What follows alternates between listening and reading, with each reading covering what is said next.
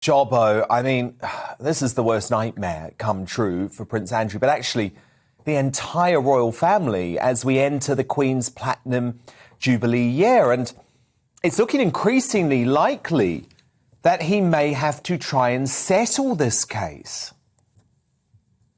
Well, Dan, I don't think there's any other option. I think that this has always been about money, not necessarily about anything else.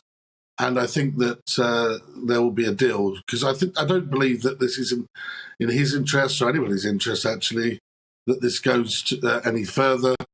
Mainly because that's Virginia Giuffre has taken a civil action for no other reason that she wants money. Her criminal case was thrown out as the evidence was seen as flawed and insufficient, but the level of proof is actually less in a civil case. I think that the best thing for Prince Andrew to do is to settle, and that way at least the Queen can look forward to a 70th anniversary of the throne that can actually she can actually enjoy.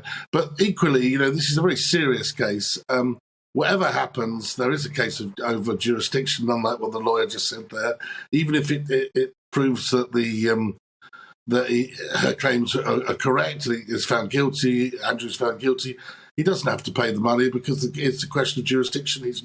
He doesn't have to do it. So the reality is, though, this stench will hang over him. If it goes through into a court case, the whole of this will be looked over forensically. He may actually end up putting himself deeper in trouble than the FBI and other organisations, and the legal system in America may turn around and say, look, we now don't just want to talk to Andrew as a witness, we want to talk to him as a possible defendant. So, of course, which is what he's been trying to avoid. But the problem is, if he settles, Jobbo, is that there will be a stench around him that will never go away, because you will completely understand that you will have most folks saying, if you're innocent, if you have nothing to hide, why on earth are you prepared to pay this woman millions of dollars?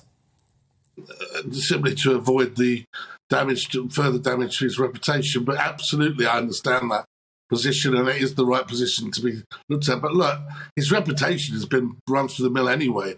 I mean, it's not as if Virginia Giuffre has come to this case either whiter than white or actually silently. She's made at least 2 television programmes in which all these allegations have been aired in public.